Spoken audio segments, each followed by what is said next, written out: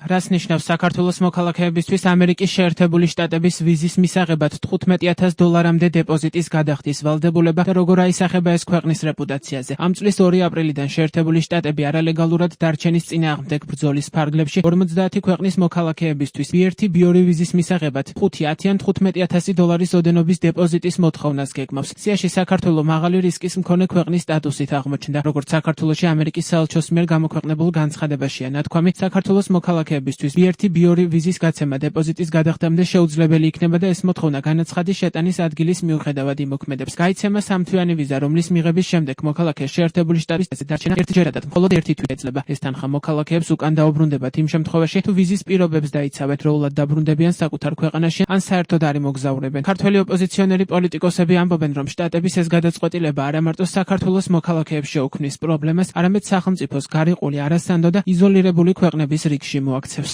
თავად ამ სიაში ყოფნის გამო მნიშვნელოვნად შემცირდება ვიზების გაცემა საქართველოს მოქალაქეებზე. $15,000 დადება ეს არ ნიშნავს, რომ ვიზას მაინც ავტომატურად მიიღება. ამ შემთხვევაში საეჭვო ადამიანებს, რომელიც შეიძლება დღეს 100%-იანად დაეკმაყოფილებინათ ამერიკული ვიზით, მომავალში მას საეჭვოთა კატეგორიაში გადაიყვანენ და მოთხოვენ ფულს.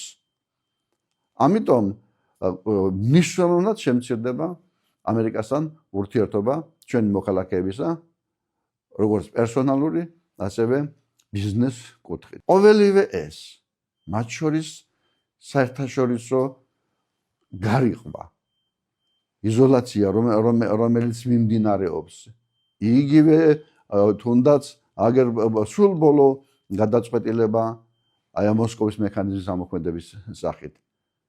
ყველანაირი ურთიერთობის შეწყვეტა ევროკავშირსა და ამერიკის მხრიდან.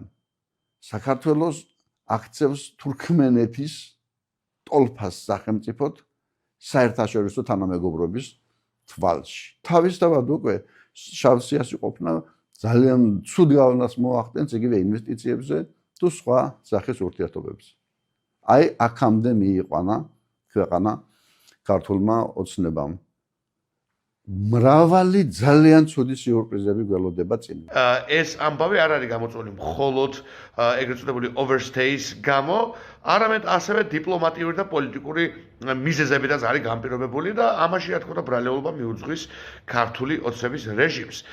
ამის დასტური ცხადია არის მათ შორის ის, რომ საქართველო არის ერთადერთი სახელმწიფო ამ რეგიონიდან, რომელიც მოხვდა ამ სამწუხარო სიაში და იქ არ არის თუნდაც სომხეთი ან აზერბაიჯანი.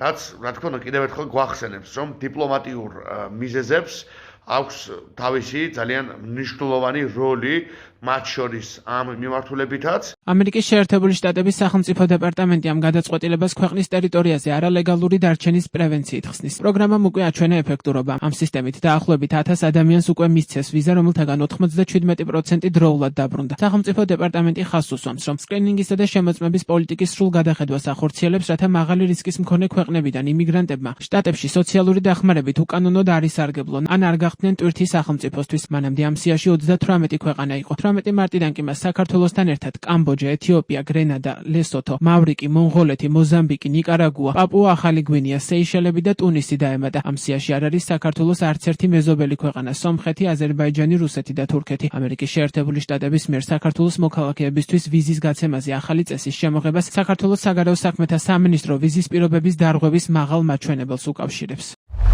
ამერიკის შეერთებული შტატების გადაწყვეტილება საქართველოს მოქალაქეებისთვის არასაიმიგრაციო ვიზების გაცემასთან დაკავშირებით საგარანტიო თანხების დაწესების თაობაზე სამწუხაროდ უკავშირდება საქართველოს მოქალაქეების მხრიდან ამერიკის შეერთებული შტატების სავიზო პოლიტიკის დარღვევების მაღალ მაჩვენებელს. ის თაობაზეც ამერიკის შეერთებული შტატების მხარის მიერ იქნა განმარტებული. ცნობილია პრეზიდენტ ტრამპის ადმინისტრაციის მკაცრი საიმიგრაციო პოლიტიკა, რაც აისახება კონკრეტულ ნაბიჯებში და ეს გადაწყვეტილებაც არის გამკაცრებული საიმიგრაციო პოლიტიკის ნაწილი. შესაბამისად მოუწოდებთ საქართველოს მოქალაქეებს მკაცრად იცონ ამერიკის შეერთებული შტატების სავიზო რეგულაციები და არ დაარღვევენ მოქმედი სავიზო რეჟიმი, რაც მისცემს საქართველოს შესაძლებლობას გააგრძელოს მუშაობა ამერიკულ მხარესთან აღნიშნულ საკითხზე. გარდა ამისა, სახელმწიფო დეპარტამენტმა 2026 წლის 21 იანვრიდან იმ ქვეყნებს, რომელთა იმიგრანტებსაც ამერიკის შეერთებული შტატების გადასახადის გადამხდელების ხარჯზე სახელმწიფო დახმარების გამოყენების მაღალი მაჩვენებელი აქვთ, ყველა საიმიგრაციო ვიზის გაცემა შეუჩერა. ეს გადაწყვეტილება საქართველოსაც ეხება.